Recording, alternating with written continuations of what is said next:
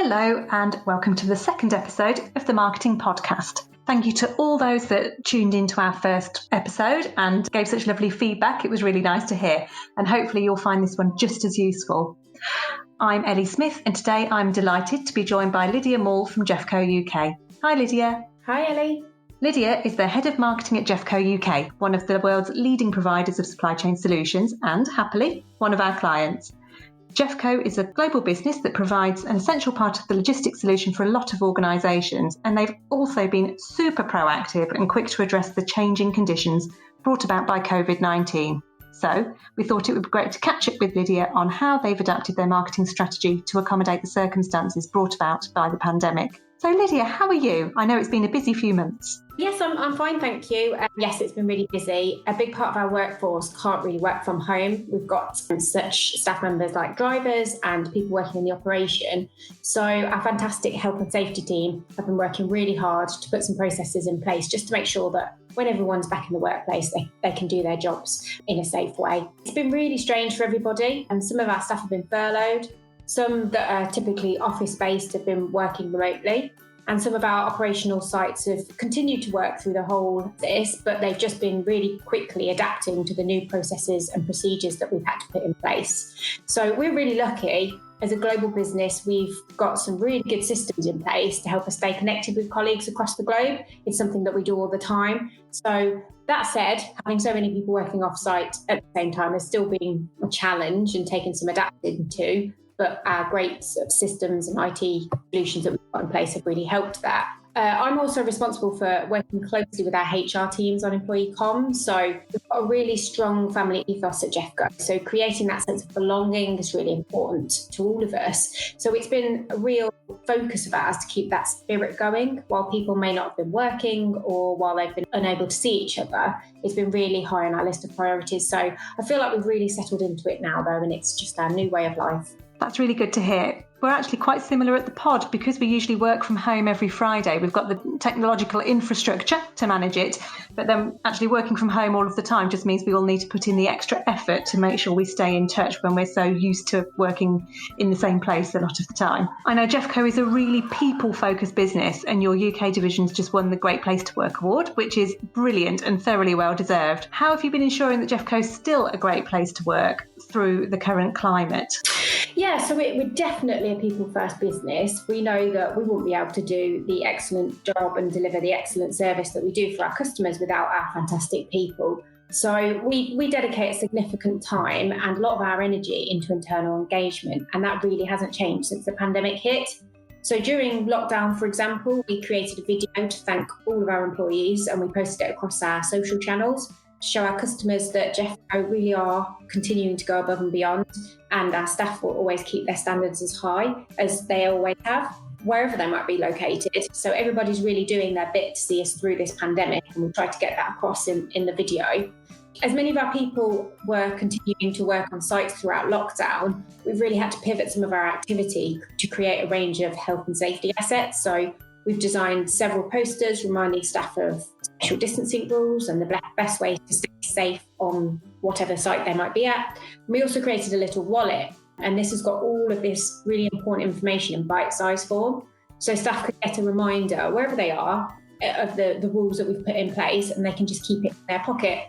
So in the current circumstances, keeping GEFCO a great place to work is all about keeping our people safe. So that's really what we've been focusing on.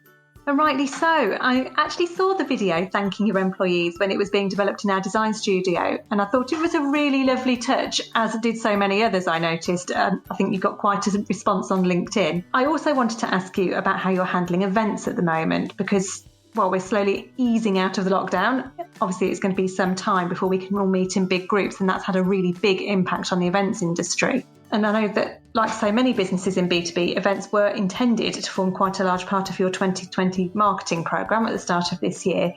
Obviously, you've had to cancel a lot of those events that you'd had planned, which is a real shame. But how have you substituted that activity and ensured that you can still access your audience and make sure your messages land? Yeah, we've had to cancel a number of the in-person events that we had in our marketing plan for the time being, at least. And it's definitely disappointing, but it's actually really pushed us to try new things. And we've really learned a lot. We're currently working on a plan to carry out a number of virtual events instead, so to help us stay connected to our staff and our customers while still adhering to all of the social distancing rules that still remain in place. None of us have lived through anything like this before, so we're absolutely all still learning, and at GEFCO we're just doing that by making our events as audience driven as possible. We don't necessarily know the absolute right thing to do, so we're asking our people what they want to hear from us. So we recently surveyed some of our staff members to find out what type of events that they would be interested in getting involved with, what time of day works best for them, what day of week works best for them, and what topics that they actually want to hear about. So we had a really amazing response. Lots of people gave their own suggestions, and we've basically used this feedback to create an event that would really work for them. So the event I'm referring to is actually our virtual conference. It will be conducted over a number of weeks, and our team will be able to access this conference through a number of virtual sessions on the subjects that they voted for in the survey. So we'll be covering a wide range of topics. This will include things like mental health and well-being, which was actually one of the most common suggestions that came out of the survey results.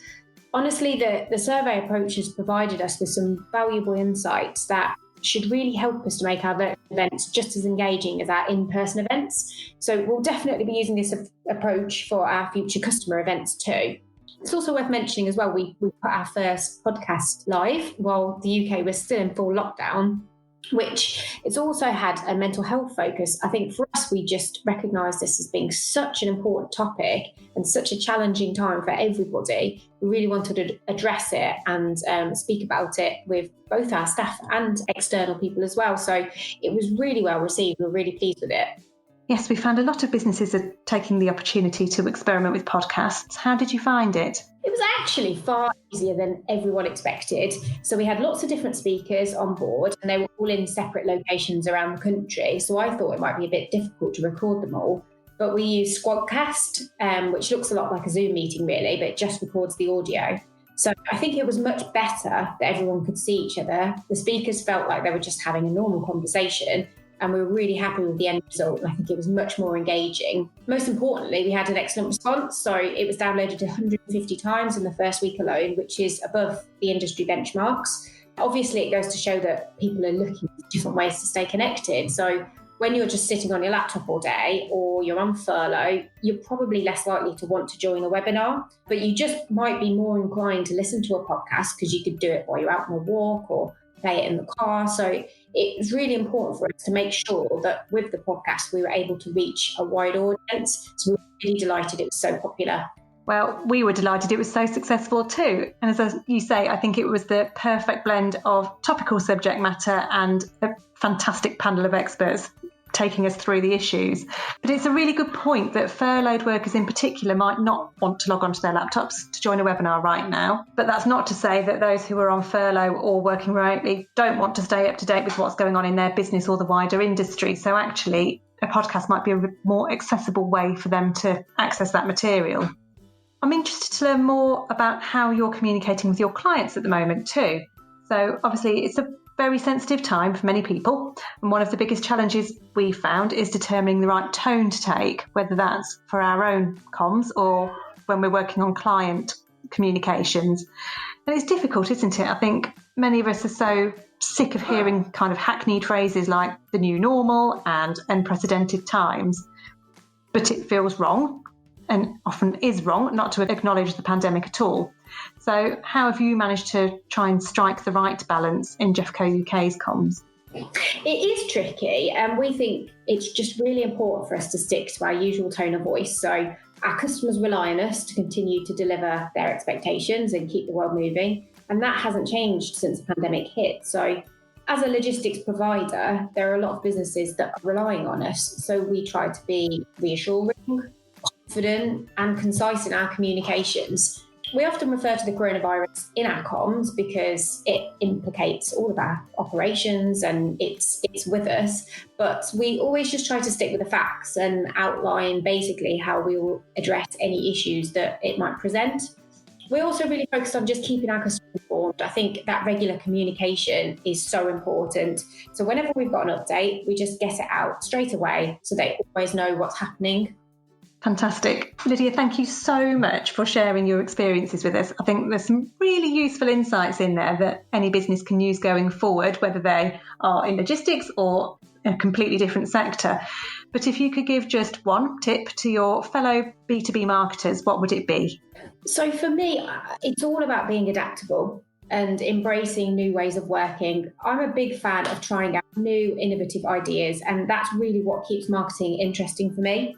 That philosophy has enabled me and the GEFCO team to embrace new technologies, ideas and new means of communication. So that's both with our customers and with our staff to make sure that we're really getting our key messages across in an effective, engaging and also a sensitive way. I totally agree. I think your approach to trying new ideas is such a positive way of working, and it makes my job more challenging, but in the best possible way. It was far more interesting too. Thanks so much for taking the time to talk to me today. I've really enjoyed catching up. I honestly can't wait to see what's next for you guys. Thanks, Ellie. Me too.